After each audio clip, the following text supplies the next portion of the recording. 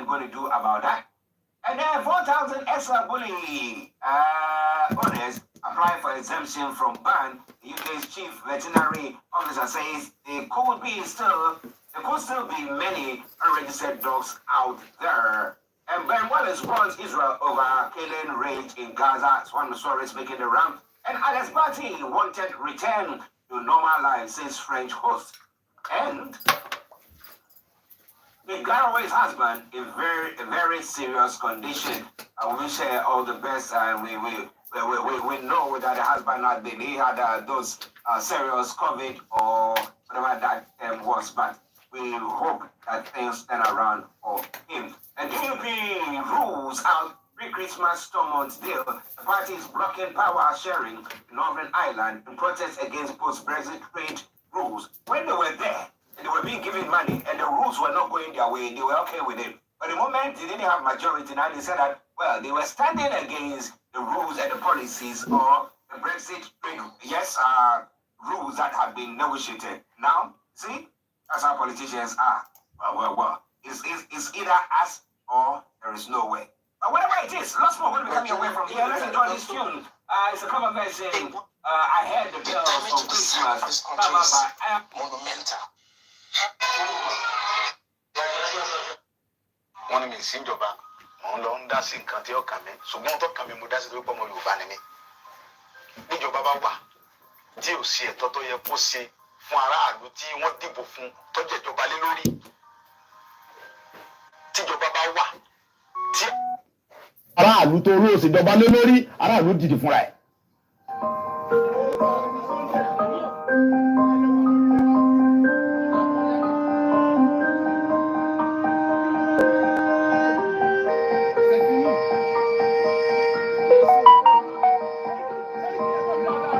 Kì í ṣe pé mo pàṣẹ àbí mo dédé pàṣẹ àbí mo kàn sọ nǹkan tí ó wá látọkàn mi.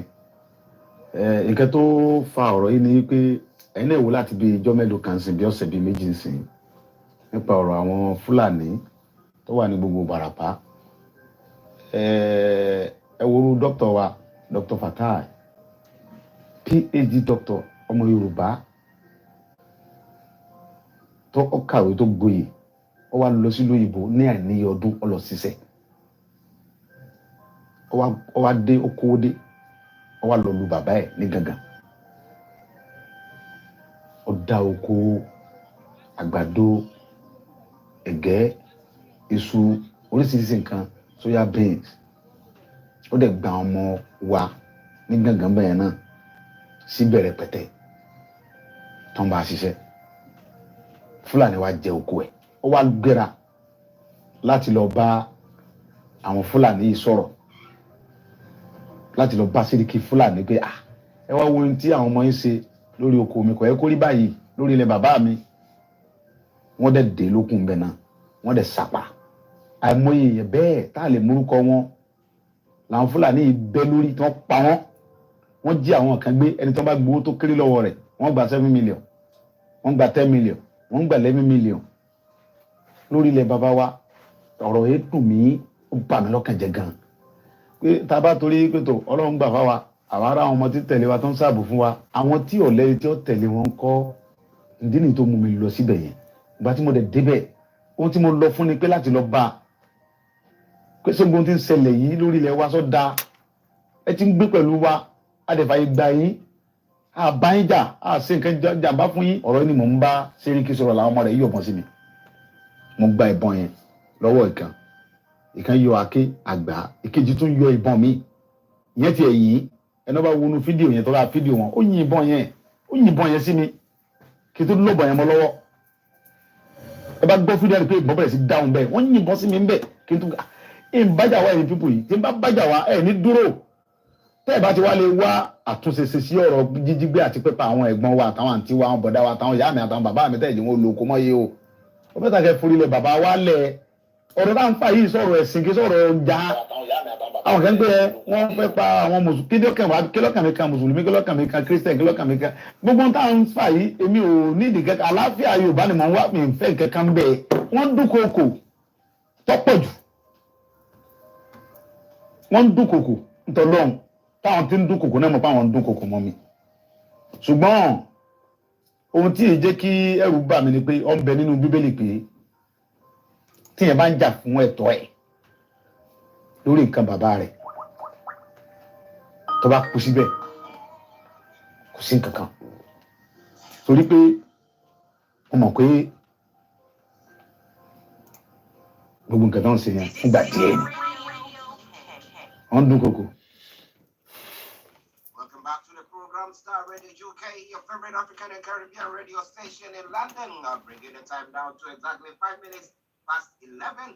And we are giving you everything that you need to know when it comes to what is happening from Nigeria this morning. But it is my singular honor. I don't know whether Yomi, your line is, what do you call it? Is it still frozen? Your image there? Okay, whilst he works on that, let's take a commercial break and he will be working on that and then we continue with it. But wherever you are, don't even think of touching the dial. Star Radio UK, your favorite African and Caribbean radio station in London. Hi guys, this is your friend Uruj from SendWave. SendWave is a money transfer app that is used by people all over the world to send money to their loved ones in Africa. With SendWave, you can send money to Ghana, Nigeria, Kenya, Uganda, and Tanzania. And the best part is, SendWave is absolutely commission-free. Our exchange rates are excellent. You can see for yourself by checking them out on our website. So how do you use SendWave? SendWave is an app that you can download onto your phone from the App Store or Google Play Store. The app is free to download. After downloading it, just open the app and enter your name, email, and phone number. That's it. You're good to go. Make sure you use the promo code SR, S for Star, R for Radio. This promo code will give you £5 credit to send to Africa on your first transaction. The money will be delivered to your recipient within seconds. Feel free to call me on 0749 7377647 at any time. I'll be happy to tell you all about SendWave and help you in any way I can. Remember to use the promo code SR for £5 free credit without it. Okay, welcome back to the program Star Radio UK, your favorite African and Caribbean radio station in London. And let me see whether I can see my colleague, Mr. Live Koiki. Yes, I can see him there. And let me say, Yomi, good morning to you. Well, good morning back to you in the studio, Mr. Archie. Good morning, Frank. Good morning to our presenters and the technical team. Good morning to listeners around the globe, and welcome once again to the first week again as we get into ready for the very busy week. Busy week, as all knows that it's the Christmas time. I can see the studio as well light up. Shows that the Christmas is around the corner. Good morning to you, Archie, and let me come back to you in the studio. Yes, morning. Yes, it's been a pleasure once again coming your way, our various listeners from across the globe. And especially those of you who are watching us live from the African continent, especially Nigeria. I know it causes you an arm and a leg, yet you want to do that religiously. And we want to appreciate you all. We say thank you very much and the best of the season to you as well. Well, how was your weekend? How was the family? What did you do? Well, the weekend, it's always meant to be for family, but again, with so much other activities that could literally, make you to be engaged. So I think I had a very beautiful weekend. Spent time with the family. Likewise, did check on my mom, which I do almost every weekend. So that we can, look up onto, these are parents that have worked tirelessly in UK. We all have them as grandparents now. So sometimes what they can do when they were, in their 40s and 50s, which we are right now, might not be able to be done, when they are now in their 70s. So going around there is kind of, assisting as well. And again, as, one of the most, one that talks about the self-determination, you can imagine how we could be very, very engaged, especially with the launching of the transistor radio of the Yoruba people that can now be used, away from just the social media. So we're going to be talking about that as well in due course. Okay, listeners, Mr. Live Koiki and London students are watching here in the South Studios. We are bringing you everything that you need to know when it comes to updates from Nigeria. Now let's hit the ground running. Now, we all been thinking that, well, everything seems to be okay when it comes to security. We will come to someone FS statement from the Chief of Defense Staff. Yes, Chief of Defense Staff statement that is making and everything. And so we're thinking that they are looking at security. However, this is the state, the federal capital, and a musician and his band have been kidnapped. How possible is that, Yomi? Well, I mean, I don't know whether you are shocked. I'm not shocked because let's just remind us, you know, these are coming from what we can say, Professor, Doctor. It's not about the late doctor that died. I mean, Igbo spoke about it, but let's listen to T.Y. Danjuma to start with. The armed forces are not neutral. They collude. They collude. They collude with the armed bandits. They kill people, kill Nigerians. They facilitate their movements. They cover them. If you are depending on the armed forces to stop the killings, you will all die one by one. Let's listen to this as well. Which is it for you, Dr. Badaya? Do you think the government is unwilling or unable to protect the people of Southern Kaduna? In fact, it is not only unable, it is unwilling, and we have good reason to feel that they are part and parcel of the killers. Let me make some revelations to you. That's a very big allegation, Dr. Obadiah. The government is part and parcel of the killers. Yes. That's big. Yes. Okay. How would a government just say, oh, it is revenge killing and so on? Then you leave it there. Oh, because it is revenge killing and so on and so forth.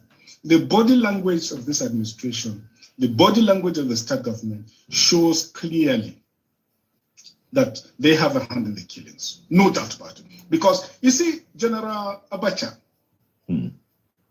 and people don't give him his due. Do you think you would have tolerated such nonsense? And let me make some revelations, because some of us also have our own intelligence networks. Okay. Have met with some of the bandits. We have met with some of their high commanders. One or two who have repented. They have sat down with us, not once, not twice. They told us that one of the northern governors is the commander of Boko Haram in Nigeria. Boko Haram and the bandits are one and the same thing. They have a sophisticated network. During this lockdown, their planes were moving up and down as though there was no lockdown. Moving ammunitions, moving logistics, moving money, and distributing them in different parts of the country. They're already in the south, in the rainforest of the south. They're everywhere. They told us that when they finish these rural killings, they will move to phase 2. The phase 2 is they will go into the urban cities. And that is where we are right now. We are now at the phase 2 of this, monster that it seems that the previous administration for 8 years was as a failure. You will expect that the new administration with the new faces that you can see there, these are the new faces of the security, system in Nigeria today. But like you said, we have now got members. We don't even know the total numbers of the members that have been kidnapped, but I can confirm the news coming out. They were literally returning back after, an event in Abuja back to Kogi State. There is now a panic, which has now turned around to become one of the fastest news traveling around the world this morning in Nigeria again. A juju musician, Omobadi Jumbo Beat, and his band members have now been kidnapped on Sunday. I'm sure you know what that means. When you get kidnapped, money will be involved. But the question is, when this news breaks, what are the security doing to make sure that they can nip the bud? Because these individuals are still operating in Nigeria, or have they left the border that we've been talking about that is so porous? I'll come back again to you in the studio. This is quite alarming. Remember that just last week, the UK won do not travel to 21 states in Nigeria out of the 36 states. Remember that Professor Moyo came into the country, he was almost killed. The question again is, like Jega, the former INEC chairman, says on Friday, just as we were over the weekend, Nigeria is now becoming a failing state. But 2021 May, Robert Berg says Nigeria is a failed state. If you can't protect the security of your citizens, you might as well just say you've lost the country entirely. Star Radio UK, I'll return back again to you in the studio, Mr. Archie. Well, listeners, it's quite an interesting one from there, you know. But my issue is that the government seems to be saying all the time, oh, we are doing something. Now we have the share that is not in good terms with Nigeria because of the coup that they conducted there. And then so we have to say that normally when there are coup d'etats and stuff like that, the borders are manned by security forces. So let me put it this way, that the Nigerian security forces are manning their borders. Now, when it comes to the eastern part of Nigeria, they are bordering Cameroon. Now, is Cameroon also having they got a strong, a stringent, what do you call it, border position there, or are they that porous that these insurgents and people are able to run in and out of the country, bringing arms and doing everything like that? If it's not the local military or police who are giving whatever arms and stuff to them, you know what I mean? Well, I mean, these, terrorists, have been able to infiltrate, the military as much as we can think of.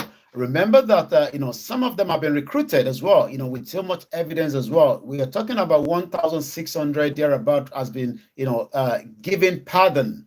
And you wonder where they are because, we don't have a system in place in Nigeria to monitor their activities. In terms of, the influx of weapons coming into the country, we've talked about it. Nigeria border is so porous that even the airport last week in Benin was completely shut out of, electricity. And you might wonder, for 8 hours, there was no electricity and people were flying through, the aircraft. And you can tell that it seems that this government of President Bola Tinubu is already losing the battle between the security, the system, and the question is the new budget that has been put in place. We're talking about huge amount of money that have been allocated for security. The question then is, how do we resolve the insecurity in the country as we speak? I was reading some of the comments, that popped up as well, because you can tell that when things happen like these, you will then read more people have been affected. But because this individual is probably maybe well known because of his, work that he does, he's a musician. What about those that have been kidnapped that some of us probably don't even know about? As I was picking up a comment from one of the, comment that I was reading this morning, somebody said that sometime maybe you should fly by the air, which you might think that would be safe. But Mr. Archie, even if you travel by the plane, you are still likely to be kidnapped. And because somebody said that his sister traveled via the plane, but he had to then go on the, on the Uber for 30 minutes, I believe in Port Harcourt. I'm going to get the exact location. And I've got it here. A friend of mine flew from Abuja to Enugu, booked a cab to Nsukka, which was just about 30 minutes drive away. She got kidnapped. So my flight is not the solution. The country is cast. And this is coming from Alex_Abruz on the IG this morning. Well, it is sad. It is sad because when you fly out there, you use a plane to get to your destination. You still have to get out of the airport and get to whatever town or village or wherever you are going to. And that's what you've been driving. And look at what is happening to these people. And as Yomi is saying, it's because they are call it popular. That is why we are. What about the majority of people who have been kidnapped daily? Where are they even getting the money from with their families? What are they selling to get all that? The government said that they are working on that. It will come again. But interestingly, let's go to what the Chief of Defense Staff is saying. Because at times when you cannot actually carry your own burden, you try to now look at other things and then blame them that, hey, you are the ones causing trouble for us. But the Chief of Defense Staff is saying that, that is General Christopher Musa has claimed that some individuals and countries were sponsoring Simon Ekpa, a Biafran agitator in Finland, to destabilize the country. As he tried to destabilize the country, we talked about the fact that there's a need for them to have a dialogue with them. It's not happening. And what do you think? Maybe all that you understand is when people are now agitating and fighting, and then you understand it. You know what I mean? What is happening? Well, what is happening is that, the Chief of Defense Staff, they're now getting more concerned because it looks like there's more firepower between both sides. And like we said, there must be room for negotiation and peace in everything in life. The reason why Simon Ekpa, the PM of the Biafra government in exile, is saying that until, Nnamdi Kanu is released, we will continue to defend ourselves against the Islamic State. It continues to, emphasize on that. And Nigeria is an Islamic state, and they are Christians, and they will not accept, being killed by the same individuals that we see where these, Omoba, has been kidnapped with his band crew as well. So the chief of defense staff says that, it looks like some of us are encouraging, somebody like Simon Ekpa, but the question is, what is Simon Ekpa asking for? And what are the Biafrans asking for? The chief of defense staff went further to say that it seems that there are countries, individuals that are sponsoring Simon Ekpa, the Biafran, campaigner and the PM government in exile that is based in Finland to destabilize the country. The CD spoke about this on Friday after we left the show, also urging the collaborator to desist, as the military would not relax in its effort to ensure that there's enough peace that will return to the Southeast. And again this morning, it seems that the key to Southeast is still in the hands of the Biafra government in exile, as they've locked it again this morning. Remember that they've locked the state, from the 15th up to 19th. Then it opens up again, tomorrow. Somebody, while I was listening to Simon yesterday, somebody says that it seems that some particular states are not abiding by the sit at home. And Simon said maybe the individual can check on that this morning. The individual said, well, I dare not, because I would not want to be in the situation room. Well, better. But I hope that they are not going on another path of trying to, capture him and throw him into their country as they did Nnamdi Kanu. Well, it will be very difficult because, when you look at Finland also have an history on how they were able to attain their independence. And I think also we got to remember that Simon Ekpa is also a member of a political party in Finland. He's also a lawyer. So, he's not just someone that lives in Finland. He's also part of the military reservists of Finland. So you can tell that, it's for the Nigerian government to kidnap him like they did with Nnamdi Kanu. Well, it probably take a bit of time. But like they said, even if he says, and I quote this, if he gets kidnapped, there's still more numbers of Simon Ekpa that will rise up and do the same thing. Of course. But the chief of defense are making this statement. They didn't make any like we call it the carrot and the cane approach. So that let's meet these people, or we will talk to their leaders. Well, he talked about it because the military solution is only 30%. 70%, according to him, will be good governance, equality, fairness, and justice. Anywhere you apply these, you will see that you have good community. The question then is, would this stop, the campaign for the Biafra, or would this also stop as it applies to the Yorubas as well? Musa says that the porous borders, we talked about this so many times. He also mentioned the porous border and the unmanned forest had literally also contribute to the challenges faced by the military. He was talking about this on Friday. Under his belt, someone has now been kidnapped, not just one, not just two, and you can determine that means that more money for the same terrorists, and that gives them more fire weapon, to kill innocent people. And the reason why Nnamdi Kanu, the leader of the indigenous people of Biafra, set up the Eastern Security Network is to say that we will not sit back. As Dr. Danjuma said, as you read in that clip, the military are compromised. You must defend yourself. And that is the reason why the ESN has been set up. And continuously they kept saying that the ESN is set up to destabilize the Fulani terrorists in their region, just as we saw that Chief Sunday Igboho in 2021 gave a 7-day ultimatum after the influx of killings that went on in Igogon. We have a new government. It is the same political party, but it seems that even people are now saying that Buhari is much better in government than current present administration. You can see that Nigerians are already saying that Tinubu has failed in the last 6 months being in government. Well, listeners, it is Starr Radio UK. So let me continue on Northland Studios. I'm actually here in the South Studios, and we'll bring you everything that you need to know when it comes to Nigeria. Now, we talk about Japa. We talk about the fact that people are seeing, I mean, if you go to the farm and your farm is being destroyed and everything that is going on there, and you see that you are not able to make ends meet, the only way out is to fly out of the country, whether by the right means or whatever means that you think you can better your life, people do that.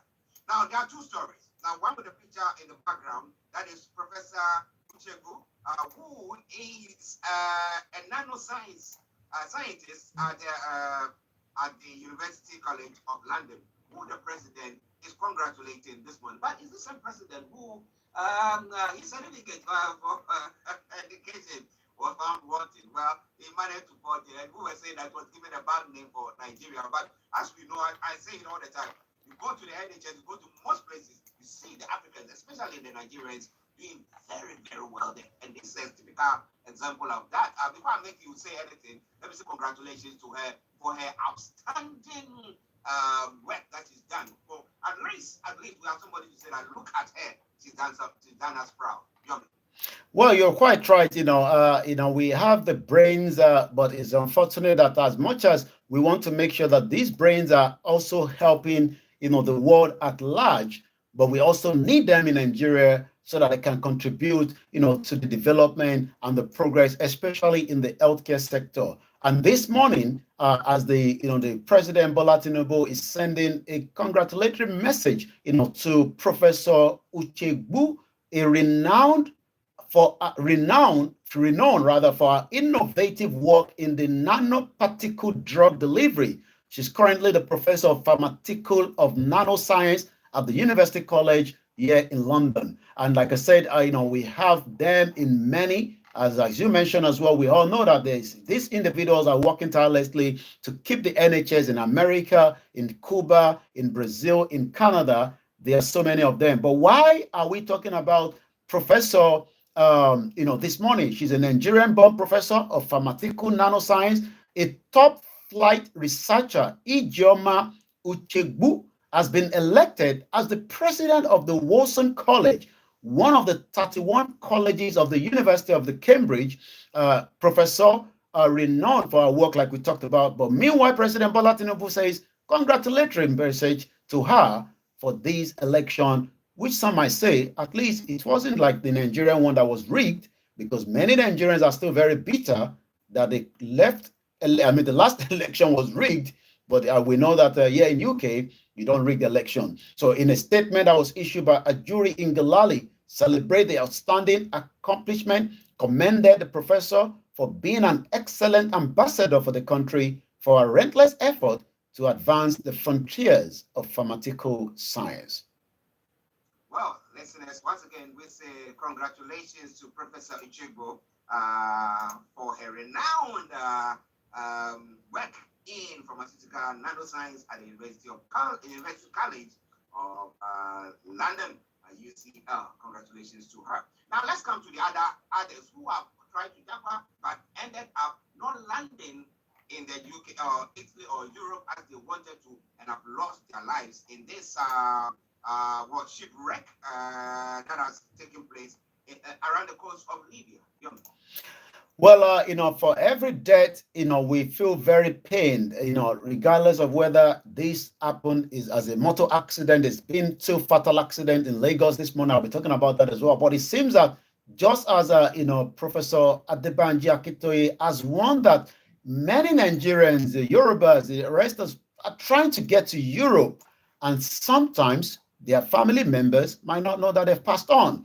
About 69 people have now been confirmed dead, from trying to get to Libya or trying to get to, the Europe, as we say.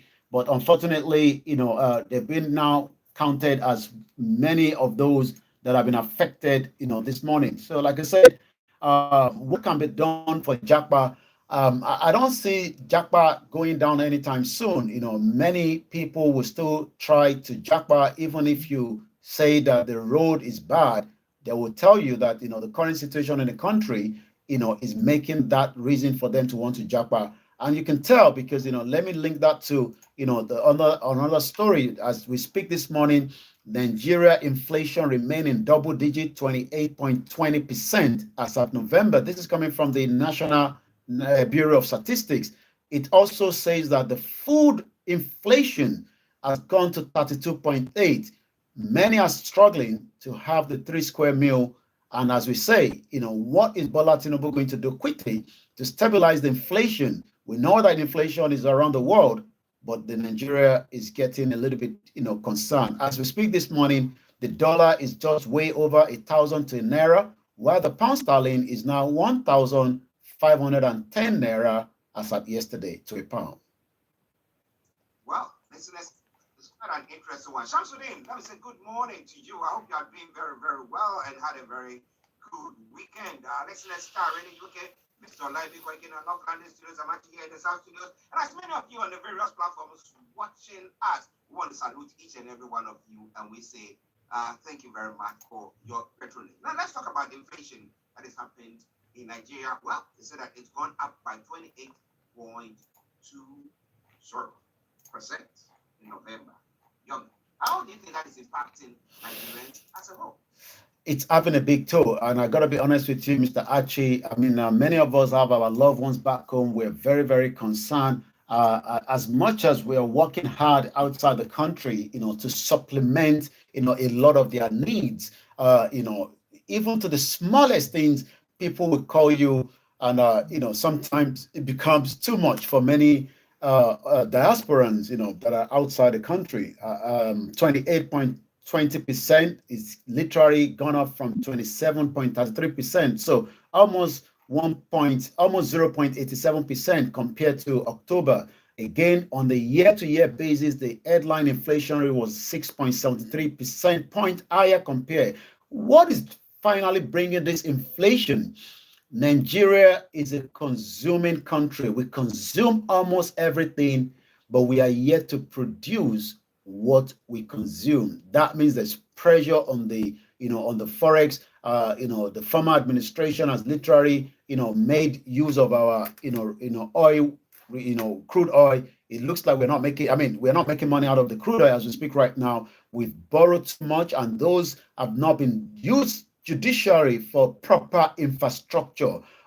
During the regional government, it seems that everything was working until the regional government collapsed. And today, Nigerians are struggling because almost 60% of our youth are waking up every day, and it seems everyone have now turned to become content creator on TikTok, when TikTok itself, from those that provide these services from China, you're meant to be selling goods in there. But people say that, at least, whatever you say, what do you do? I'm a content creator, but we know most of them are also into so many other activities of drugs and crimes.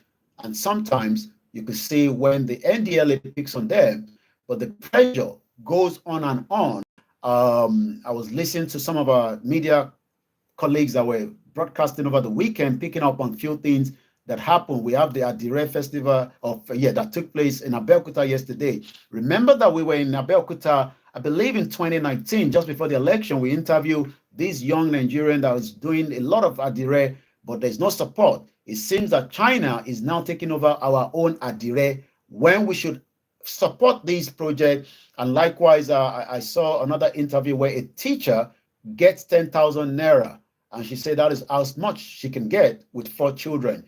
More pressure. Many Nigerians are now also committing suicide. The question is, what is the way forward, and what is the strategy plan of the Cardoso, the CBN governor, and likewise Wale Edun, the finance minister? So Wale Edun and Cardoso will have to stabilize the country for many Nigerians to be able to have a better life, as the future is very, very bleak. Well, listeners, it's Starr Radio UK 11:34 the time. Samsudin says, God bless you all. God bless you too, Samsudin. And he says his quest has been going on. Every time he posts, he says Yoruba Nation now. We hope that one day we'll sit on this platform and we'll say, yes, it's been realized. But at least everybody knows that you did something about it, you contributed to it. You didn't stand up for being marginalized, or you didn't sit down to be marginalized, but you stood up for that unfairness that is going on That. Okay, let's start with the UK. Let's go back to Yomi for the rest of the stories making the rounds and what is happening on the social media platform as well. Over to you, sir. Well, it seems the game is already on for 2031. You might be saying, what? 2031? We've not even complete 2023. But politicians do not waste time because they know the game and they're preparing the game and preparing the mind. Behind me, you might not recognize him. I want to see whether Mr. Archie recognizes the individual to the left-hand side. My vice president. No, you got it wrong. That is El Rufai. When this individual turned into Agbada and traditional outfit, you can see the smile, but it seems the Southwest turned into a very bitter one, as many people have now asked question: how did El Rufai become the chieftains of Bobani of Ijebu? Is the first time in the history of the king's reign that someone outside the Yoruba will be given these particular, chieftaincies. What is the game behind it? Is there something that they are preparing? Or should we just say that it is nothing more than, as Jagaban was given the same title or chieftains from the northern part of the country? But as I was reading through this morning, from one of the dailies, coming out this morning, it seems that it is all about the game for 2031.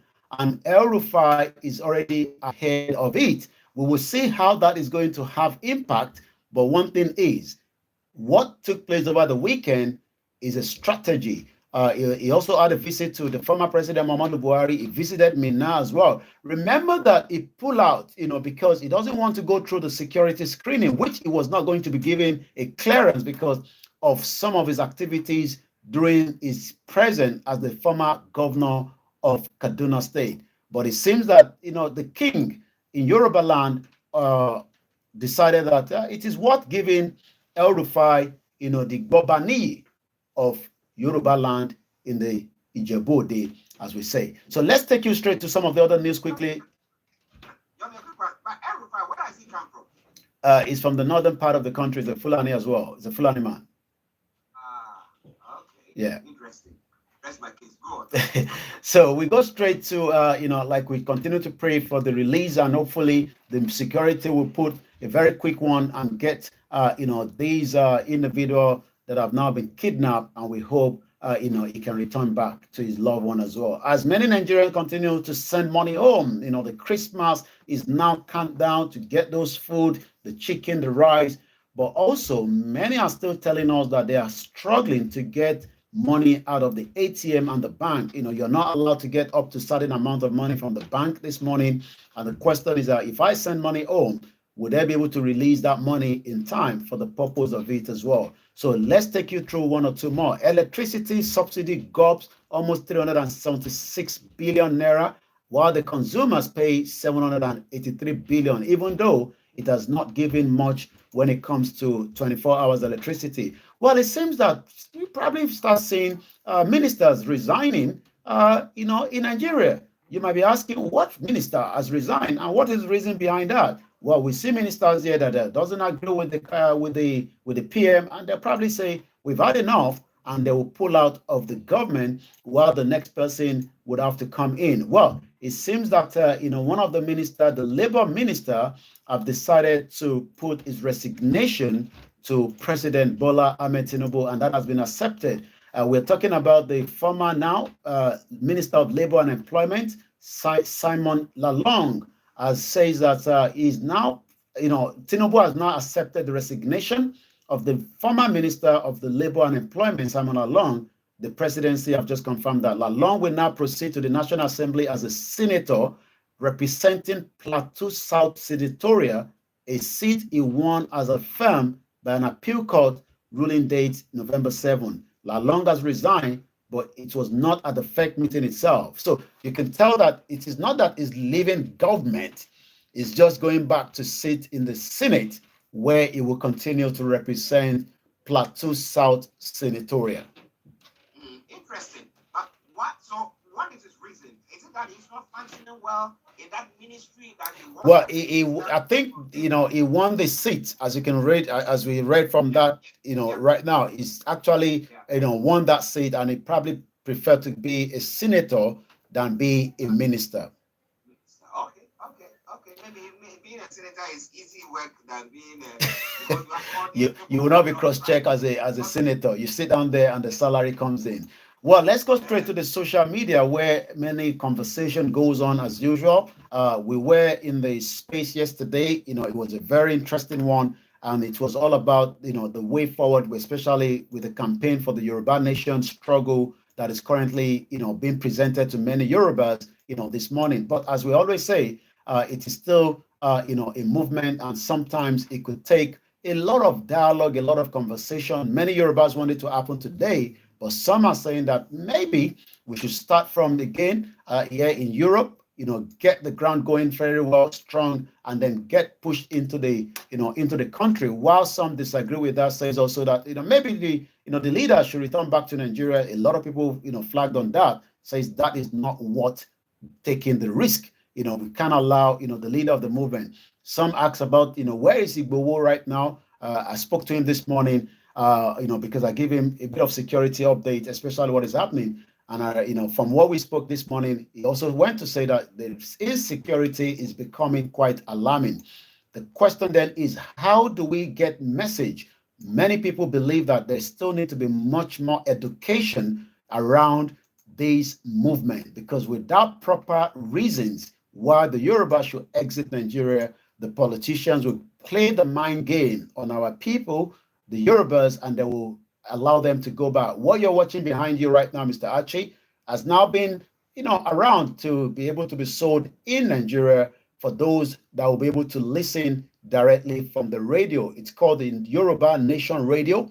It's got the Bluetooth connectivity. You can charge it through the solar panel, which also has its own charging port as well. You can use the battery. You can also use it as a touch light. But most importantly, the purpose of these is that on the short wave, many people want it to be on the FM transmitter, but the question is, presently it is still on the short wave, where if you tune into the short wave, the frequency is automatically being there, so you will not need to tune anything away from that, and that automatically allow you to listen to a live transmission every Saturday and Sunday between 8 and 9 p.m. Hopefully, as things get developed, more hours will be added to that.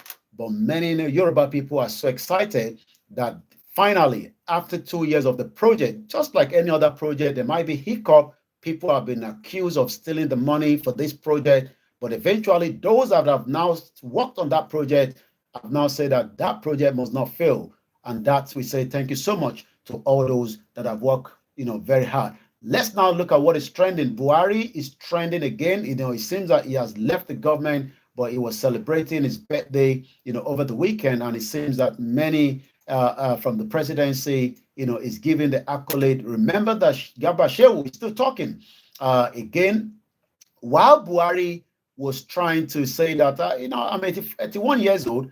Again, Amnesty International came out very hard on him yesterday or over the weekend, that many people were killed under his belt. Not just many people, but innocent lives that should have been protected.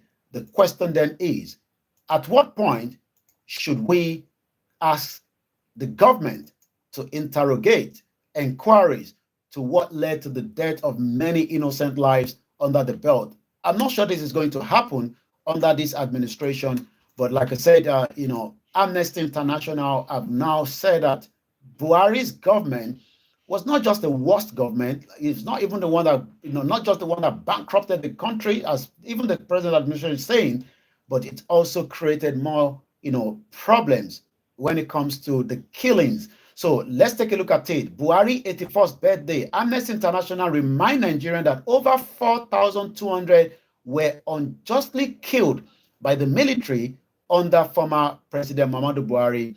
According to the Amnesty International, says that while President Goodluck Jonathan, Amnesty International said that between 2015, when Buhari took over from the former President Goodluck Jonathan, until when he handed over in May to President Bola Tinubu, at least 19 journalists and media practitioners were attacked, arrested, tortured, harassed, threatening, while at least 3 journalists had to go into hiding as we speak to you today.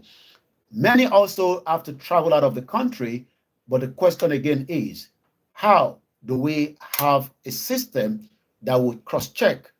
As you leave the government, you must come back and answer questions, just as we were able to do during the COVID inquiry that the Star Radio UK attended when we returned back.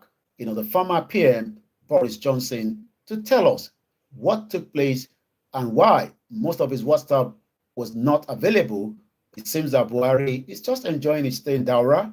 He can't make it to Niger because Nigeria border has now been shut on him. Well, if you attack him now, he will have Niger to help him, because he said if you do attack him, you call Nigerians. Well, we don't have relationship with Niger anymore, so he will have to stay in Daura for now, looking after his cow. Okay. Well, listeners, it is Starr in the UK. That will be so live because before you go.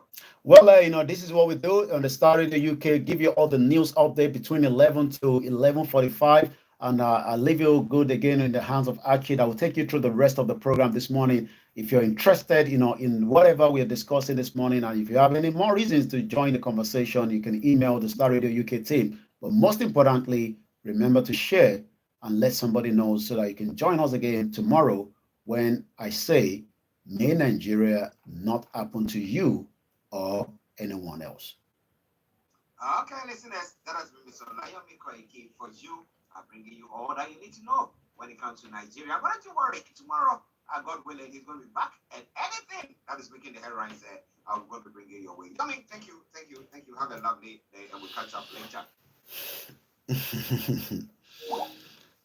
Mr. Fab, anybody knows tomorrow their life will not touch ground? Benny, Nigeria.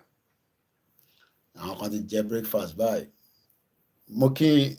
Happy Monday, Akwajoaje, Grandma Abosede Rachel. Thank you so much once again to everyone. Good morning to those of us on the Twitter space. Let's see if we have. Oh yeah, we got a few people there. Somebody has sent a request. Let's bring the person in. Let me just quickly accept that.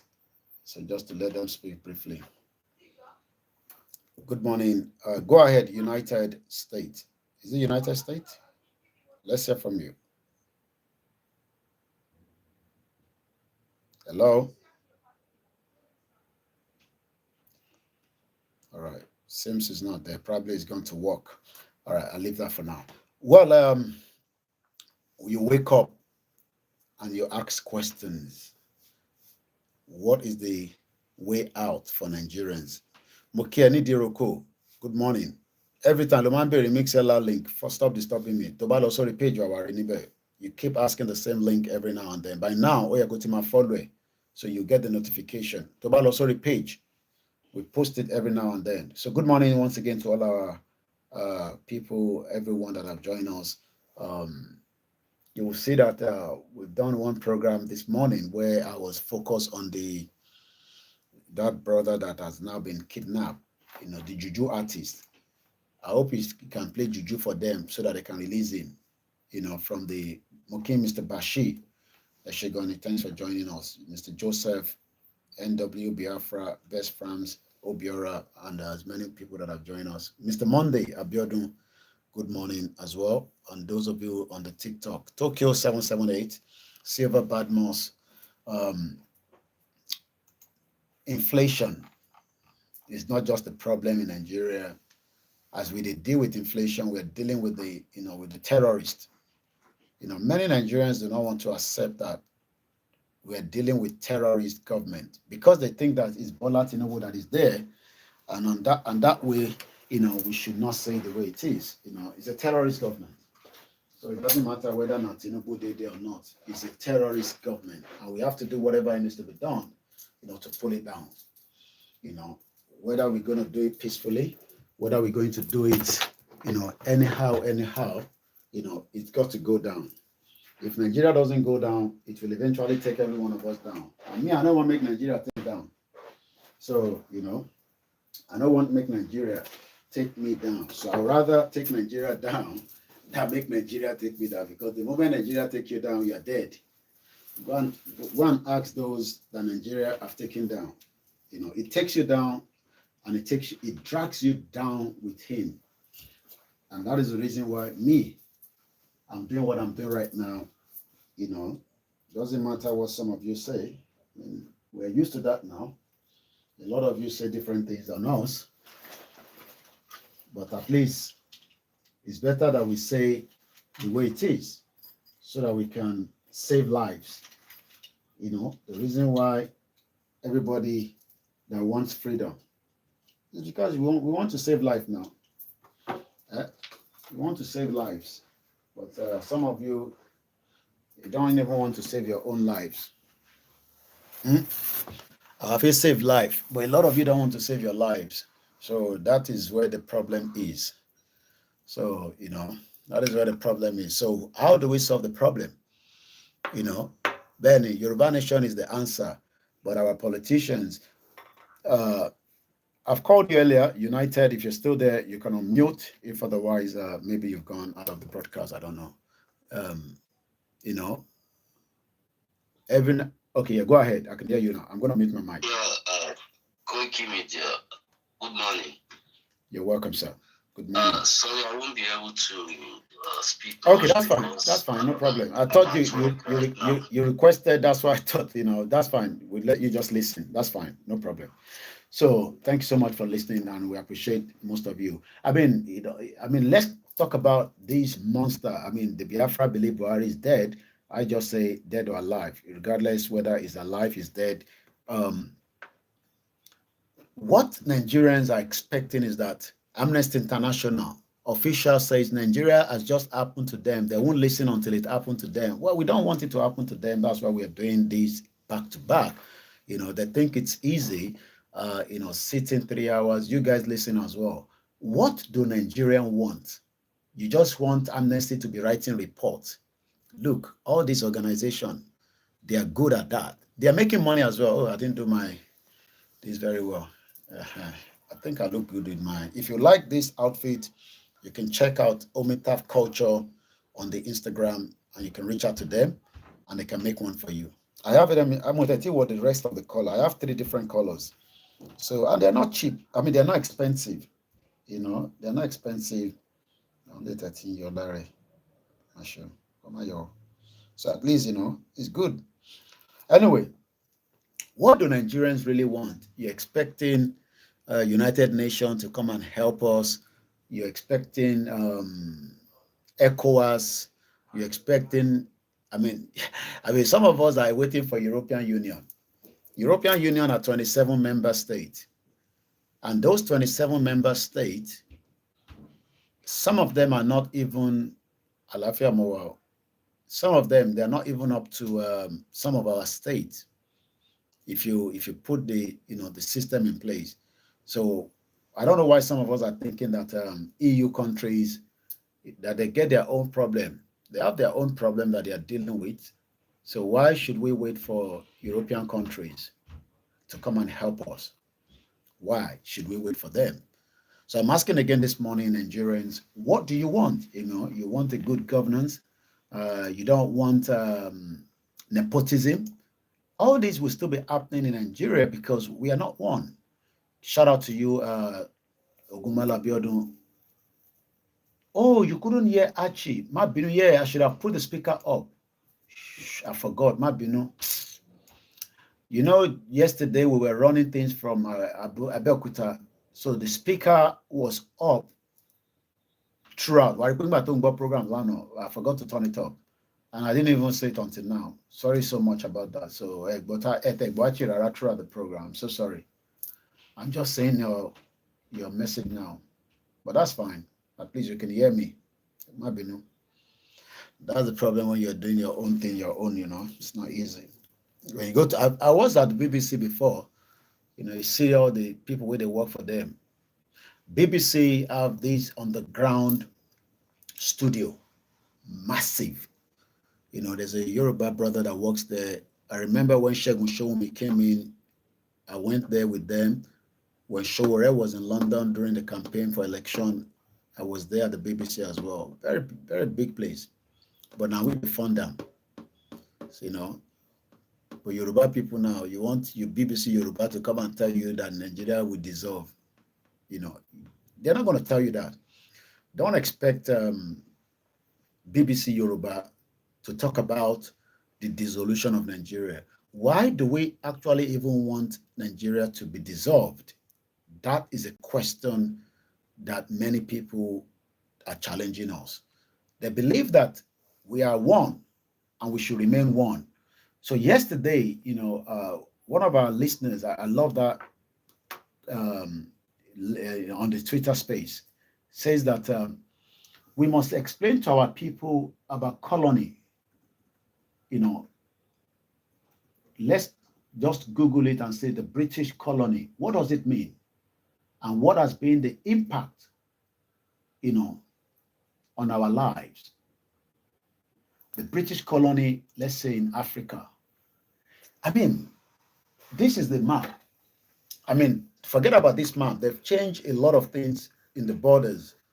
What they've done is they've cooked their own different borders, which is not the original border that we used to have. They've given us what they think is good for us, and you just have to go back and to the 1884. We have to keep doing this, and even though, we've said it before, but it seems that we have to continue to say, because sometimes, some of these young people that come on here and say, oh, you stop wasting your time. There was one this morning. I didn't respond to him because I just took him off the broadcast because it was of no use. Some of them don't understand the true picture of Nigeria. So my job as a lecturer is to try as much as possible. You can see why I'm feeling these. Yoruba kingdom was one of those powerful kingdoms in the 15th century until the British colony, destroyed a lot of our borders, and likewise what they call the Berlin Conference. Many people will know, the Berlin Conference. I mean, if you're conversant with history. Let's first talk about the British colony. According to, and I'm reading this now from Google, okay? From 1880, I want us to be taking note of the time frame. They say from 1880. Let me put it this way. Before that 1880, people know they leave our territory before. Before 1880, people know they live inside that territory where they can't conquer. Because what they did was they conquered those territories and they took it. Some of them, they negotiate their way, especially around the Ijebu side. The British literally negotiate with the Ijebus because they didn't find it very easy. With the Mau Mau in Kenya, as much as many thousands people were killed, but the Mau Mau fought for 13 years. The king was in Kenya not too long ago. He refused to apologize for accepting what their great-great-grandfathers did during the colony. So, according to what we are saying here, from 1880 up to 1900, it was not even up to 1914 that the British colony, or what we call the British Empire, decided that let us take away the Yoruba people from their real original structure. Let us take away the people known as the Biafrans, as they have their own kingdom. Let us remove that. Let us remove the one from the northern part that we called the Hausas, even though we don't even know where the Fulani came from, because the Fulani doesn't have any territory. So what we are saying is that the territorial part of the Southwest has been in existence before 1880. People have been living there. These Oriolokun that you're looking at in front of my t-shirt that I'm putting on today, there is this sculpture. It's called a sculpture. I'm going to do a full program on that, but it's not going to be today. This is still the Metropolitan Police report on this sculpture. I've made a query under the Freedom of Information, and they've returned back to me what I need to know.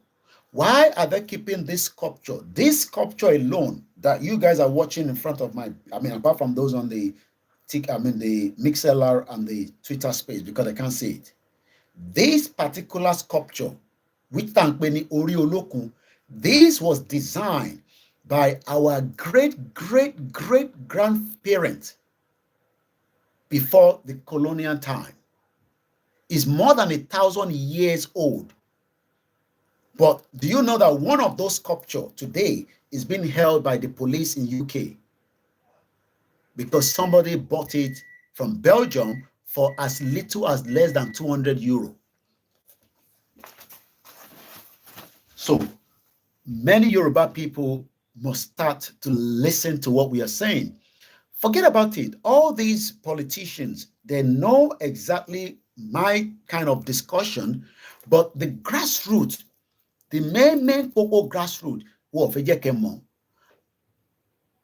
and these are why some of us, forget about this, like Shehu Kuti says, let us fight Africanism. No, let us first take away our land and we can talk about Africanism or whatever they talk about. Anyway, he's having a good time. He enjoyed himself. His father sacrificed for them. So what we are doing right now is we are also preparing to sacrifice for the next generation. How long it's going to take will depend on how many people are ready to accept. Thank you so much for the rose, Mr. Danny Brown.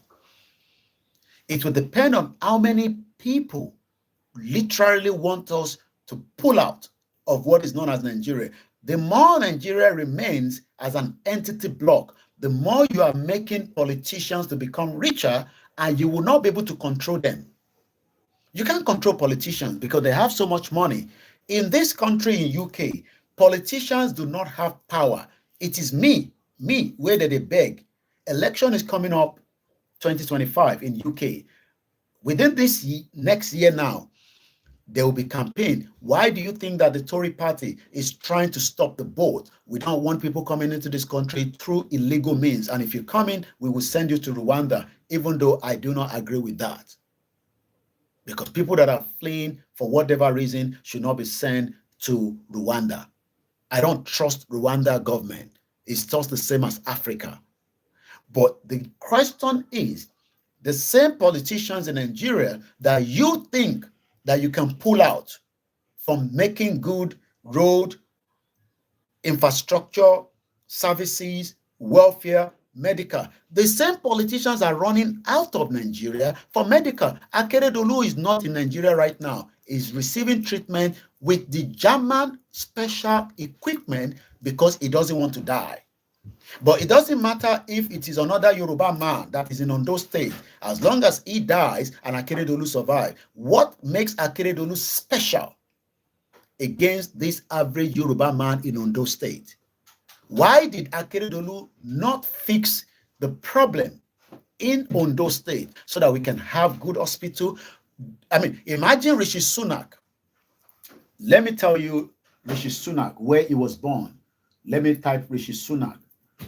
Where was he born? The current Prime Minister of UK, Efarabale, hear this very well. Good morning as you're joining us, or good afternoon right now, because it's now 3 minutes past 12 noon. My name is Olami Koiki. You're watching a live transmission. It's a self-determination platform that discusses and talk about everything self-determination. Shout out to Mr. Idris Abimbola. Shout out to those of you, Oduduwa has arrived, correct. Thank you so much to those of you that have joined us. And remember to share. Our platform has been shadow banned. That means that most of my broadcasts, they're not allowing it to travel. Yoruba Nation, Lafe, good evening to you and welcome. Oduagbiwa. Rishi Sunak was born on the 12th of May, 1980. How many of you are 1980? Just say yes. How many people were born in the 1980s on this platform right now? Toba be any 1980. Just give me a signal. I just want to see. How many of you? Must be. Shout out to you, my brother. So this program, Laura, on talk kidnap ni. Come on, notification or send us a mail. Okay, Mr. Olu Japi on the TikTok says, yes, I was born in 1980. Don't be shy. You know, when we ask questions, just respond. How many people? I might be missing another platform, so let me check. Because when we go, did I go live on Facebook on our other platform? I don't think I did. YouTube Meji Lele. So where's the Facebook on? Facebook, just one Facebook line operate. So how many people? What they kidnap àwọn Yorùbá kan àwọn musician. Níbo ni wọ́n wà kẹ́? Tó fi ṣe headline tó ti fi breaking news. Látàná wọ́n ti kidnap ọmọ Yorùbá. Lọ sórí page mi kó lọ wẹ́n tó kidnap. Wọ́n ti kidnap olórin kan tó ń bọ̀ láti Abuja tó ń padà lọ sí Kogi. Wọ́n ti kidnap ẹ̀. He was kidnapped. You see, this wide news is very delayed in Nigeria. Because I picked up the news as far as 5 a.m. this morning. Mukin Egbomi, triple DRS. Good afternoon, and you know, those of you in the working lunch. I heard about it, but I did have the details. The details is already on the Punch newspaper, Otiwani Vanguard. Everybody at Tigbe now. Immediate program ni lórí láàárọ̀ yìí. So, Kolomba yọ kúrò nínú ibi tó wà. Somebody say Rishi Sunak is the baby. Can you hear that? So it seems that only one person was born in 1980. Okay, let's just move on. Now, let me start my second platform because I realized that I didn't go live on that platform earlier so that I'm not losing my little followers to cool. You know, our platform has been, you know, literally been affected, you know, since we started this Yoruba Nation. And it's because truth is very difficult. You know, they don't want you to listen to the truth. That is why you have to help us to get I mean, even there's a church. I'm not going to mention the name of the church, but it operates every Monday to Friday. I hear every time, share the link. Share the link. And I'm thinking, oh my God, if church is saying we should share the link of their broadcast so that, you know, God can help us, why are you not sharing these broadcasts? Maybe because I don't say it all the time.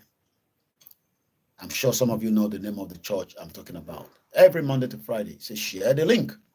You know, share the link. So you too share this link, share this platform, call somebody else, let them come and listen to us, you know, and I'll remind myself to be telling you that so that you can help us to make this platform to continue to grow. So I'm going to go back to Rishi Sunak one more time.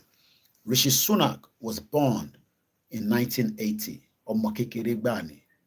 But ọmọ kékeré don't control Great Britain, United Kingdom today. So, but that is not the point I wanted to touch on. Mo ti rí easy dollar. Kò ní bàjẹ́ fún ẹ. Ṣé ń ju wọlé ni? Mo ti kí ẹ láàárọ̀ igan. Mo ti ọba ti dé ní ti ọmọ ní ju wọlé ni. Tó bá ti ní kí n ju wọlé, èmi kan ti gbọ́ wọlé báyìí. Wọ́n àpọ̀ mọ̀ Jẹ̀bú. Àá fẹ́ràn owó. Owó dẹ̀ la fi ń ṣe nǹkan. Àwọn kan náà ẹni tó bá fẹ́ràn owó kó lọ máa wá pépà káàkiri ńgbà yẹn. Owó níyàn fi ń ṣe gbogbo nǹkan. You know, we sit down now, we have expenses to pay, and some say, don't give them money. Why do you think China's television is operating? If they don't have money, they will collapse. China's television, from the news coming from their page, which I'm going to give you now, they are still the 16th, you know, when it comes to China's television wins the TV station of the year for the 16th time.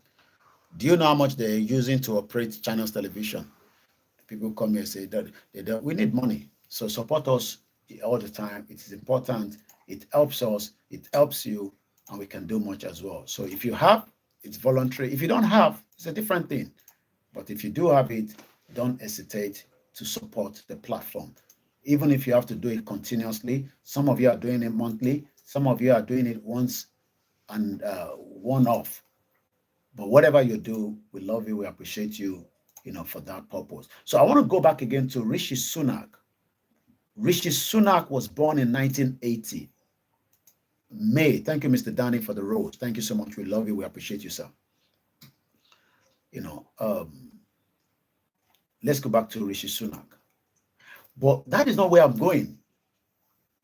Do you even know that if you're born in America, how many people can confirm this with me, please? They've already from birth. I'm not talking about those of us we just jump out, because those one we jump out, you be second generation, migrants. I'm talking about a full-born American citizen.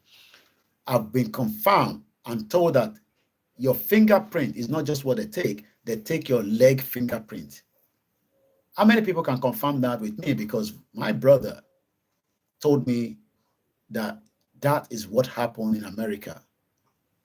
Back in sunny Yoruba, if you're born in America, United States of America, they take your foot fingerprint. Foot, they say. Mukibaba Moshebi, you know, so you can tell that they're not joking. So you cannot come and say you are not who you say you are. Muki Pastor Adetokunbo, happy Monday, sir.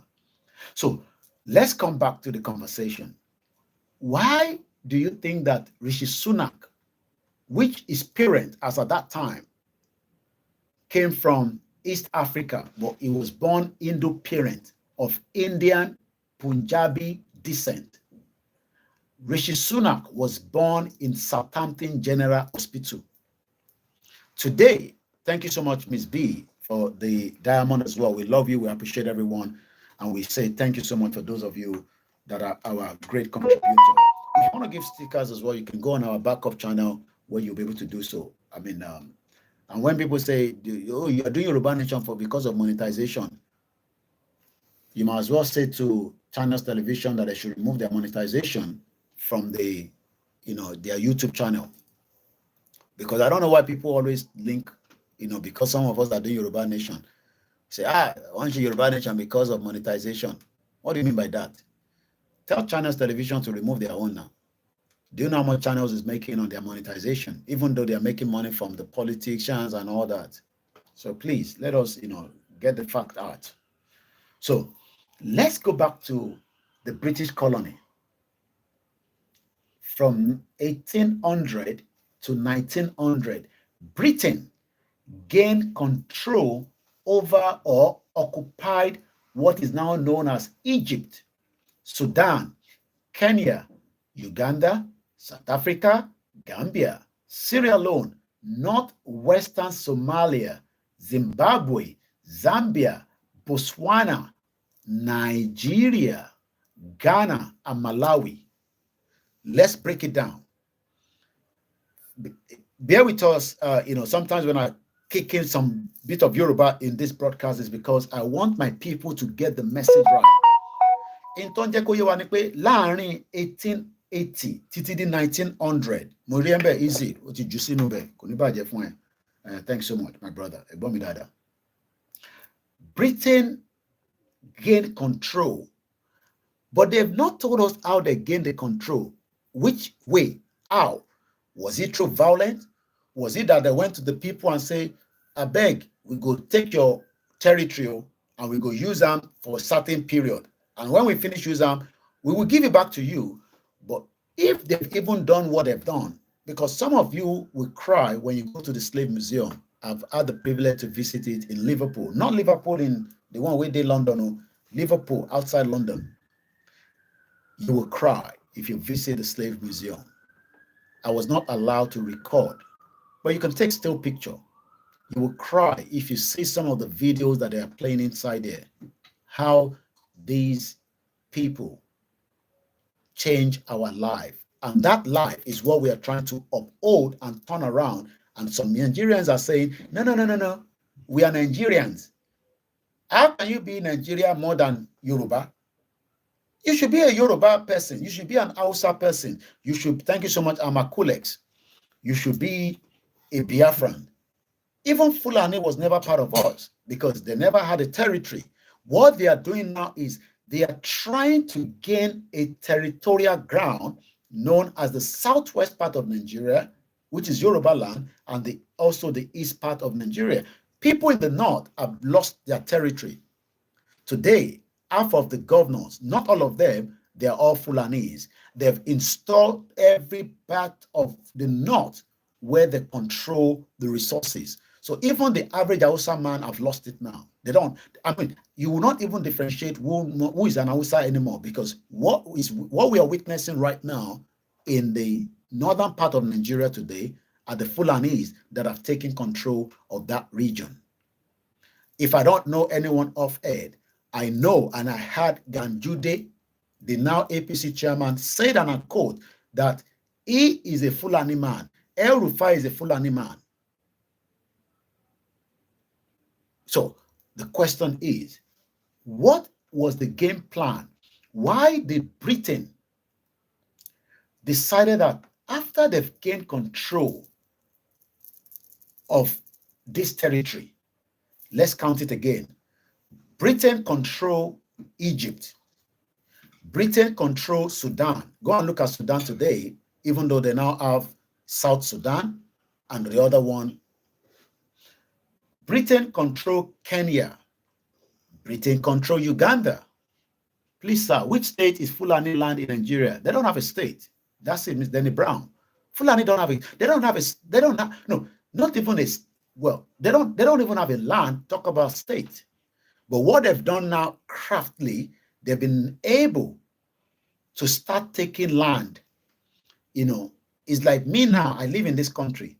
Imagine if I start saying in the next few years, my children, I tell them, say, now your papa get that land. I mean, even if you buy a house in UK, you don't own the land. The land belongs to the king. But in Yoruba territory today, in the region of the southeast, they've now started taking our land. Even some are saying that the Igbos are trying to take our land. And I got to be factual about that. People are already complaining. And that is why there's this hatred that have kicked in, because some believe that the Igbos are flooding into the southwest of Yoruba land. And we can argue that, because there is no way you can stop them as long as we remain inside this one block Nigeria. If we have a Yoruba land now, or a Yoruba government, it is our government that would then decide through immigration and through the partnership that we would have when the country breaks away between us and the Biafrans. But when some of you are coming to say they are encroachers, they are encroaching our land, they are taking that land. No, they're not taking that land. It's because that is what the British government gave every one of us to go and manage. So it is entirely up to the Yoruba politician now to start thinking that, okay, if you say you don't want the Igbo to take your land, then we must start talking about our entity and our own government called the Yoruba government. Tinubu is not a Yoruba government. Tinubu is just one other politician, corrupt politician. I can say that because Tinubu is corrupt. We saw all the shenanigans he took out of Lagos State, but he's been craftily able to make money out of the politics. Tinubu was as rich, as poor as puppet on his return back from England to Nigeria in 1998. Those that know him very well are still living in this country and they are still alive. And he was never meant to be the candidate. Funshaw Williams was who they were going to use. Today, the question is, does Bola Tinubu have any hand in the death of Funshaw Williams? Does he know anything about the death? Because there was a big issue between Funshaw Williams and Bola Tinubu, but we'll come to that some other time. So I just want us to understand that when we say that we don't want the Igbos in Yoruba territory, this is what the British did to us. The British should have left us the way they met us in the 1880. If they have left us the way we are, if there have not been any Berlin Conference, we will still take control of what is called Benin Republic today. It will be under our belt. We will still have Togo under our belt, and I don't know if we will have Ghana as well. But whatever it is, even the Oyibo people, because my mom doesn't like me to call them white, so she always says, don't use that word. And I love my mom too much. So the Oyibo people were very, very crafty people. What they did was, after Britain was able to gain control, they were all scrambling for Africa. They were fighting back to back. They were killing themselves. And they now say, no. All this, our killing is not good for us. Let us not kill ourselves now. We are the same people. Why should we kill ourselves because we don't see Congo? We don't look. Belgium literally sucked the whole of Congo. The king just apologized. These are the kind of education that is not being taught today in that contraction you call Nigeria that you want me now. If I didn't know before, that's fine. Maybe for the first 20 years of my life, I was not available to be told what I'm reading to you right now. But at 40 plus now, from what I know, I will fight to the last day to make sure that the Yoruba people get the hell out of Nigeria by making sure that you're well educated and sound enough to know that the Onyibo people, tell you respect, I don't give a toss. I don't respect them here. Because there's so much racism on me in this country. I've lived in this country with them for 25 good years. It took me 15 years for the same people that colonized us, for the same people that took control of my territory to tell me that but Yoruba people today,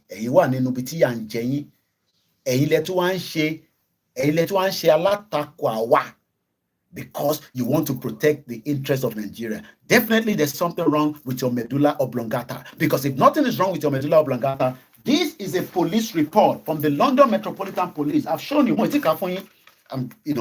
this is the Metropolitan Police saying to me, Mr. Koiki, we are so sorry. We would love to share the information about your Yoruba sculpture, which is 1,000 years old, but there are some certain things that we cannot do for you.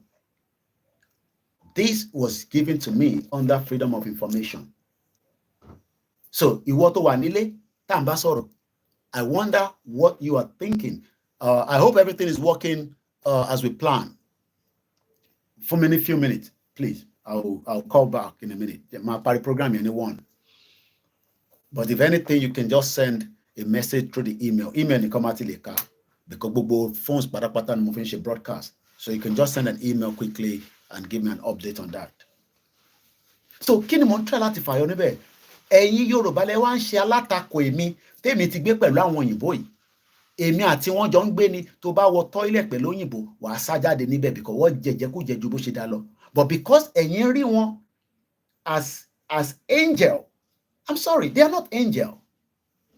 I'm not saying that they are not good people among them, but their forefathers destroy who we are. And if we don't pull out now, the next generation will continue to destroy us. So you are expecting Rishi Sunak, a 40, how old is he now? Rishi Sunak, a 40 whatever years old. They are 43. Almost 1970, almost 1980. You are now expecting Rishi Sunak to make a decision for us when we all can make that decision today. But we cannot make that decision if we still have large proportion of Yoruba people that are saying that we want Nigeria because for them, that is what they were sold to in 1960. Some of them doesn't even understand that there was something before 1960. We were even having a regional government up to before 1960. All that is not the issue. The issue is why did they decide that British gain control? Egypt, Sudan, Odimeji, Kenya, Odimeta, Uganda, Odimeri, South Africa, Odimanu, what fi àjẹṣe on South Africa. Gambia, Odimefa, Sierra Leone, Odimeji, Northwest Somalia, Odimejo, Zimbabwe, Odimesan, Zambia, Odimewa, Botswana, Odi 11, Nigeria, Odimejila, Ghana, Odi 13, Malawi, Odi 14.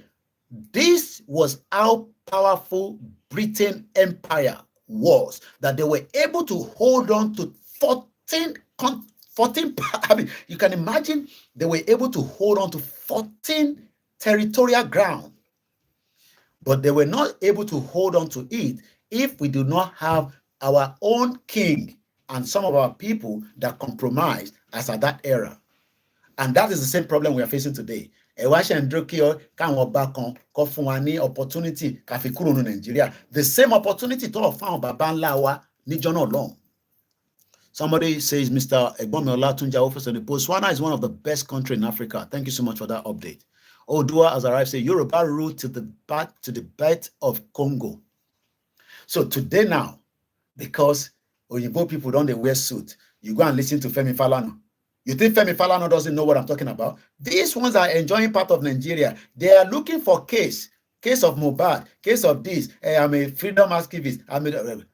That one, I lie you. Everyone is just chopping as they can chop out of. I can also be chopping out of Nigeria. I have my friend there. Go on his page. He's a public figure. Kiloruko again, no.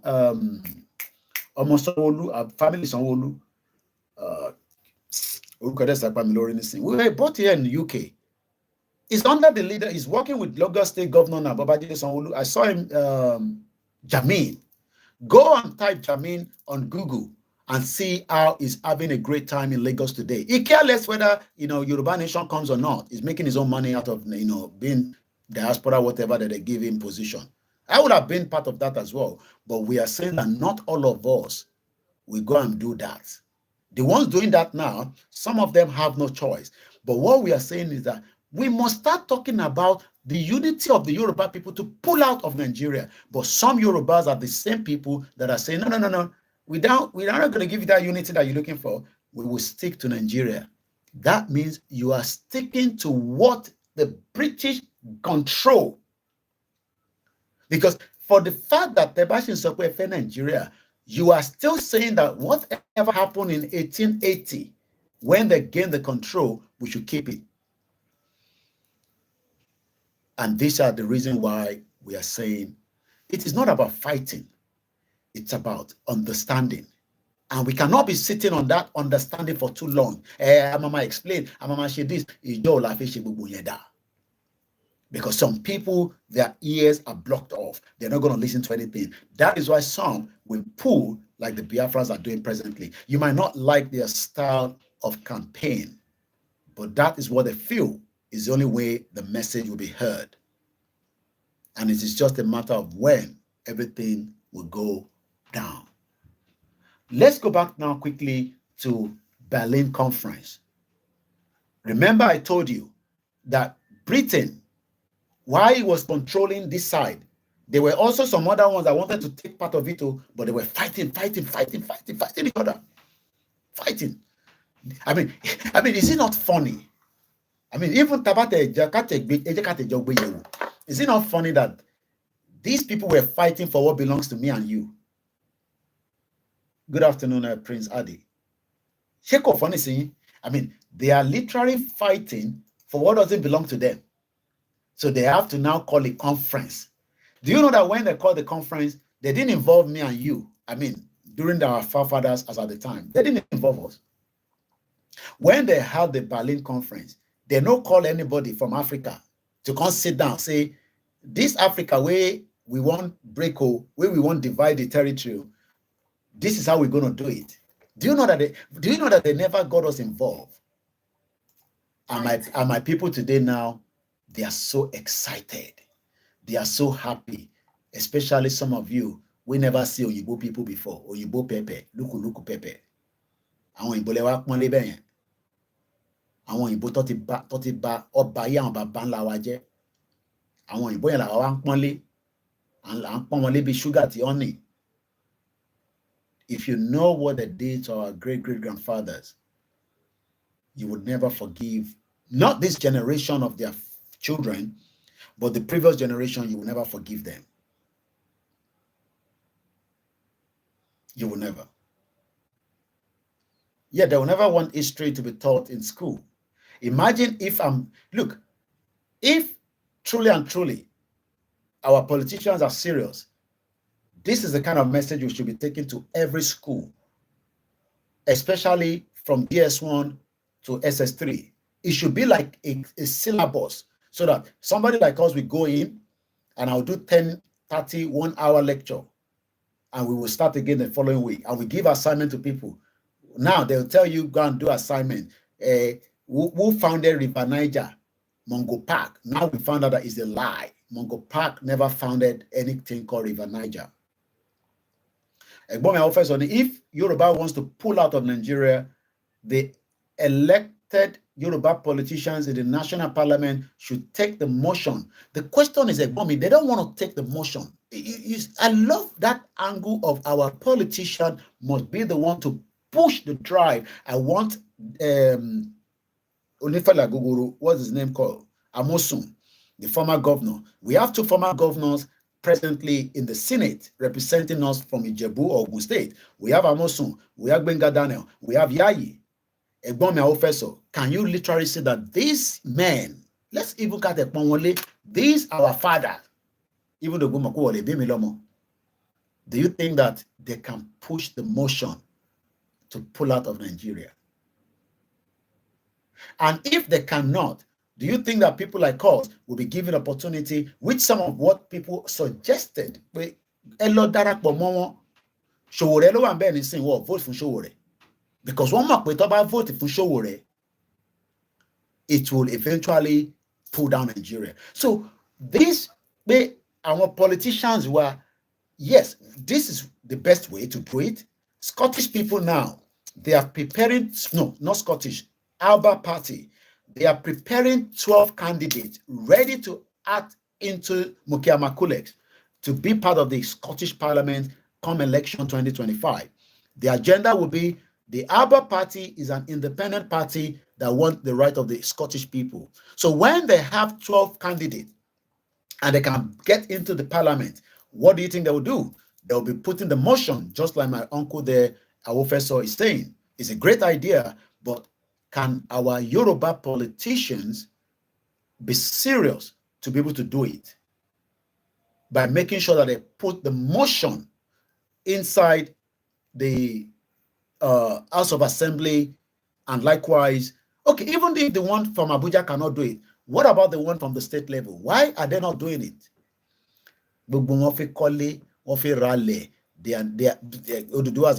They are all eating out of Nigeria. Okay, let's even agree that they didn't want to do it. Bola Tinubu was there. Do we wait until Bola Tinubu leave power and they will do it? And you think the North will then allow such to happen? Wow. So let me put it this way. Let me rephrase it. Mukimba Babatunde, Daddy, Ekabosa. Now, let's put it this way. Do you think that Bola Tinubu finished 8 years?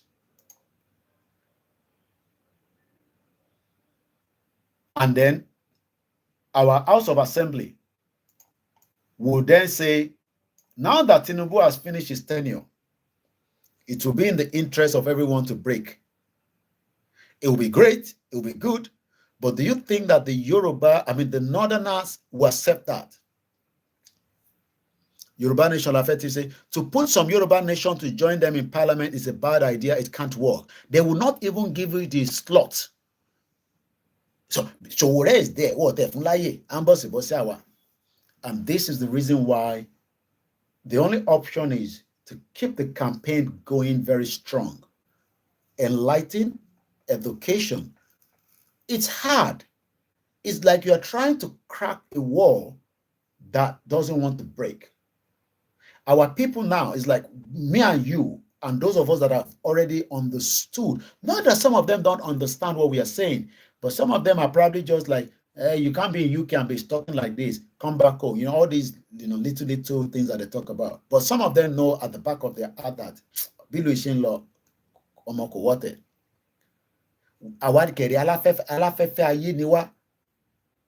I saw a video where boys have great time in Lagos State. All that is good. We can still have the same lifestyle. Koda Otuma better, Otuma Sonwa. Because what I see right now is that many of our Yoruba youths, our boys, our girls, a lot of you are struggling today. Pull out. Look, the only thing is we might not accept certain things anymore in terms of the threat to life of people. You will not be able to do that because we will have a system in place. If you do that, you will be picked up. The case of Mohbad, as an example, should have been dealt with before he died, if it was a good system. Sometimes the system also slipped. Victoria Cambley, I think I got the name right. She was killed somewhere in one of the, the London borough. She died because the system failed her. The system failed her and she died.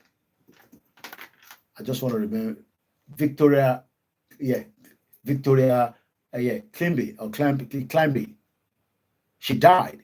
Victoria Climby was an 8-year-old Ivorian girl who was tortured and murdered by her great auntie and her great auntie boyfriend. Her death led into public inquiry.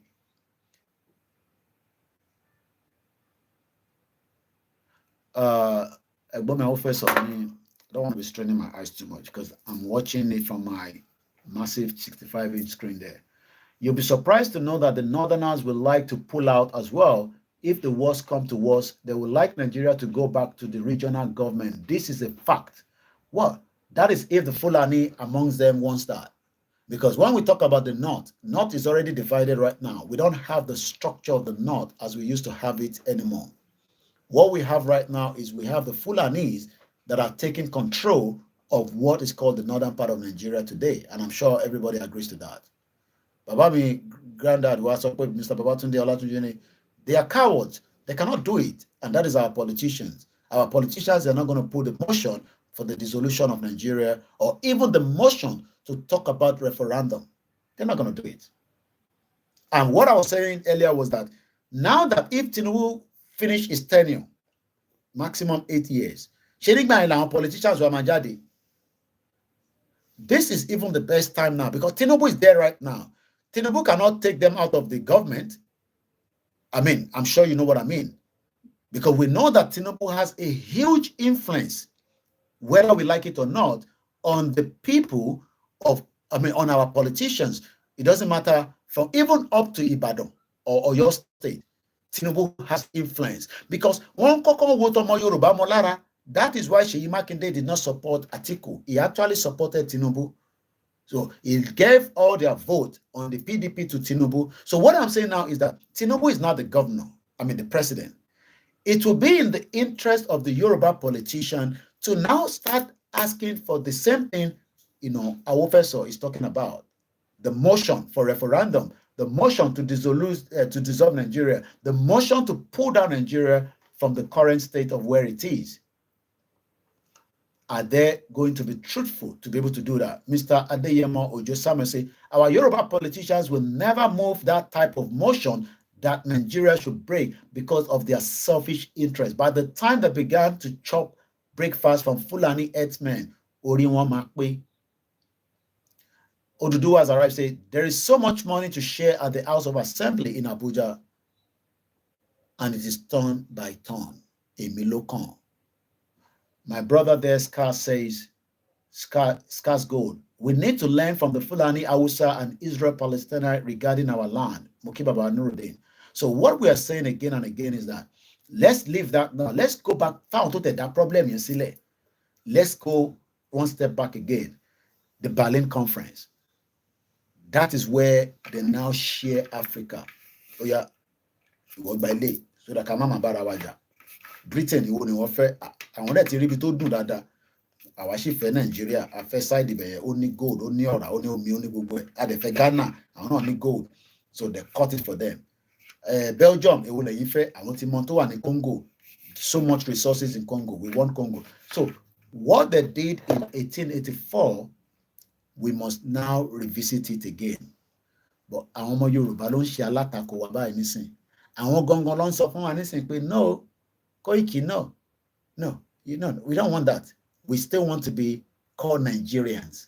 When truly and truly, we should be called the Yoruba people, the Oduduwa Republic, with our own passport, with our own true identity, and we can have cordial relationship with the rest of those our previous neighbors.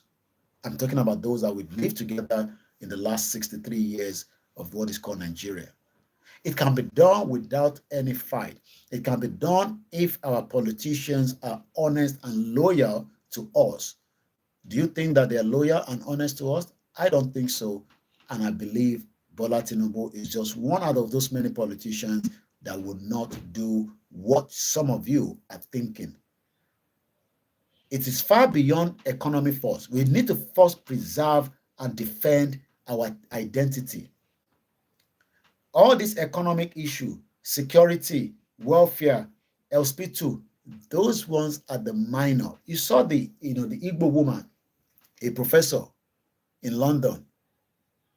the Biafra people will call her back. She will design, template that can be used for the next 500 years. They will just be adding to it and topping it up. The same thing will happen to the Yorubas. The development will come in. But some of you, Mukiba Bawadekweju, you want development in Nigeria. Okay. Oh, yes, definitely. It is the responsibility of the government to give you development. But we have gone far past development. We are already pushing. I know some of you might say, let's take it step by step. What about if we get conquered? Because the whole picture is that Tinubu is not going to be here for another 80 years. He'll be dead, man. It's a fact. I give him 80 years. He'll be dead. He'll be 160 years old. I don't think he will even be able to stand up.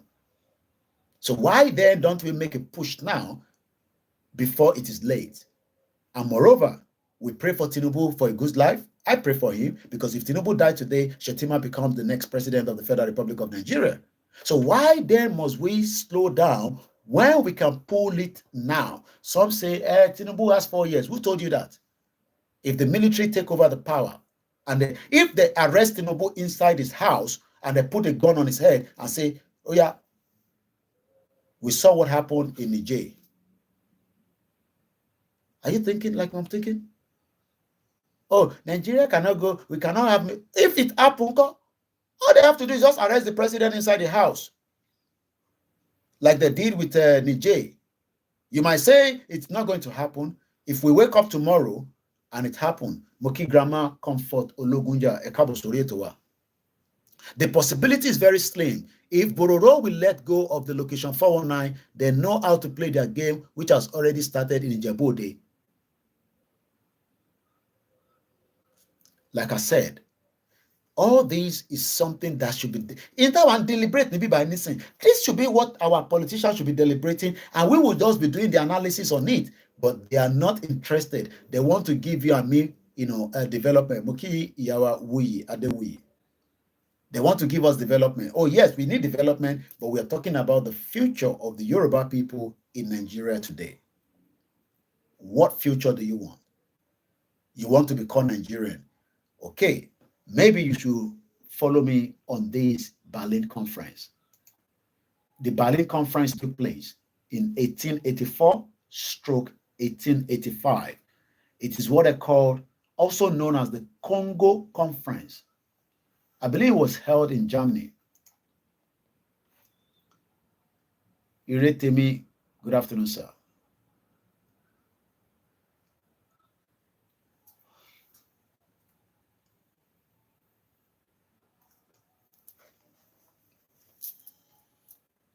Once again, a very good afternoon and welcome to the program. We're 20 minutes away to the end of the broadcast, hopefully. Berlin Conference. The Berlin Conference of 1884 to 1885, also known as the Congo Conference of West Africa Conference. They met November 15, 1884, and after the adjournment concluded on 26th of February, 1885. Waris, good afternoon, sir. With the signature of the General Act regulating the European colonialization and the trade in Africa during the new imperialism period. The conference was organized by Otto von Bismarck, the first Chancellor of Germany, at the request of King Leopold II. The General Act of Berlin can be seen as the formalization of the scramble for Africa. Many people do not know this, and many people knows, but they are very biased because some of them are better off than you, and some of them care less as long as they can live in a society where nothing works.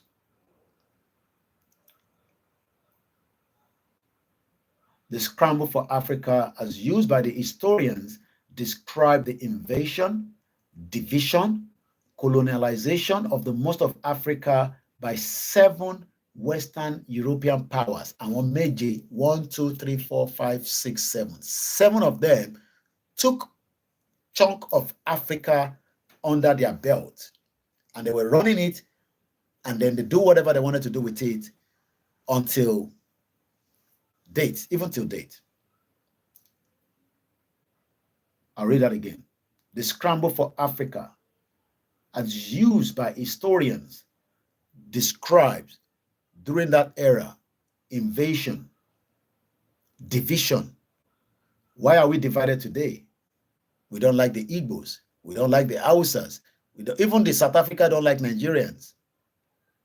We don't like each other. So much hatred along the line in African country.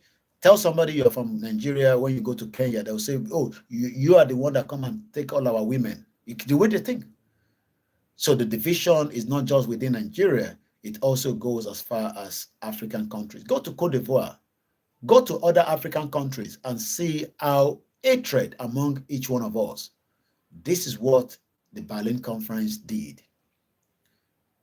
And that is why we are saying that the divide and rule system is still being played today. Why we are saying that we don't want to work with certain group of people, in the House of Assembly in Abuja, they care less whether you are Igbo, whether you are Middle Belt, whether you are Yoruba, Ishekiri, they all eat and chop together.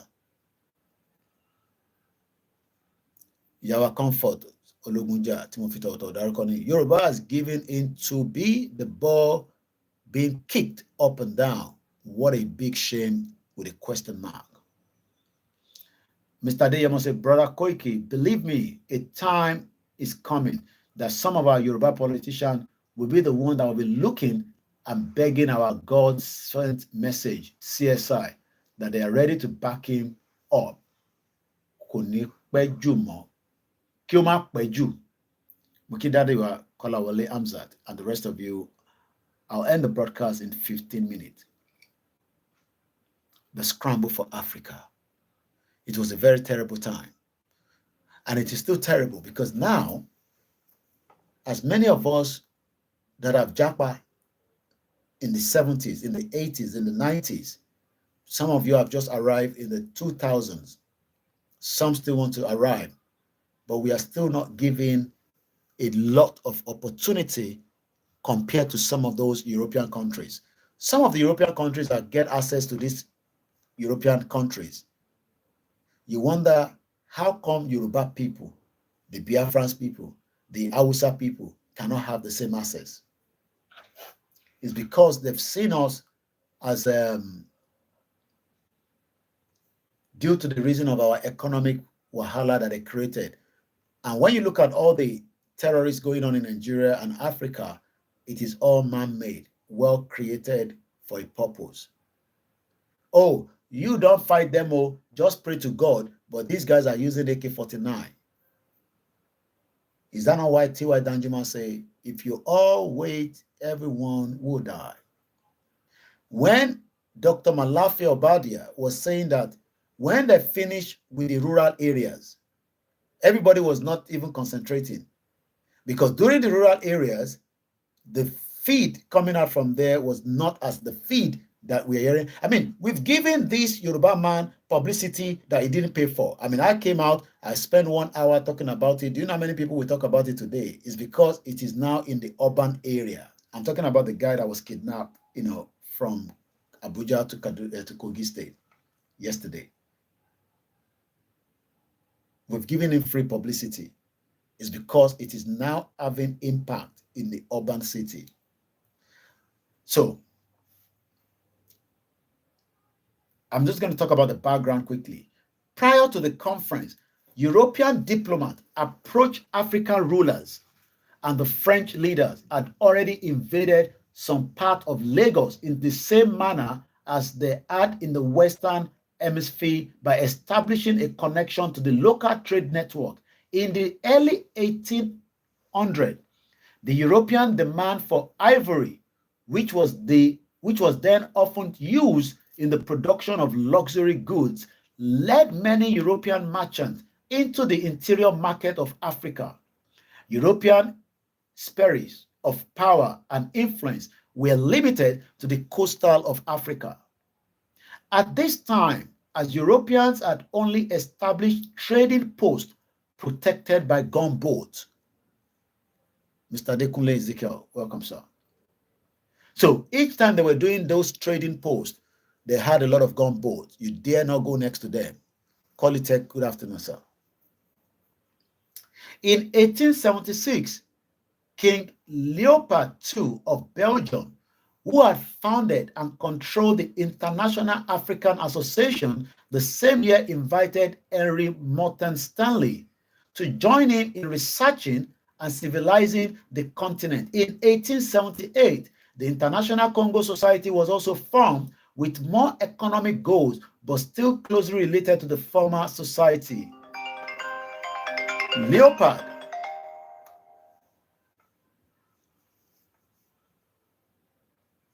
Leopard secretly brought off the foreign investors in the Congo Society, which was turned into imperialistic goals, with the African Society serving primarily as a philanthropic front.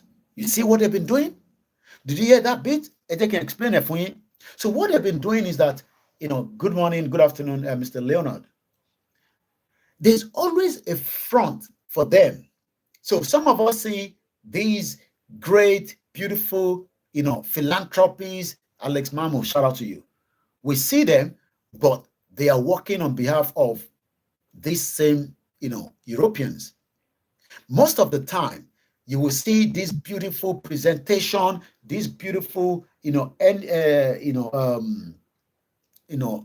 whatever they call themselves, whether it's even cross, I've even Amnesty International and the rest of them like that. Thank you so much, Mr. Peter Pan. You will see all these great, institutions being set up across Africa. Oh, we will give you, we will bring water there. We would. Sometimes they are fronting for the people. That is why we are saying that if this was happening as far back as 1880, as far back as 1885, it is still happening today. As far back as 1878, it is still happening today.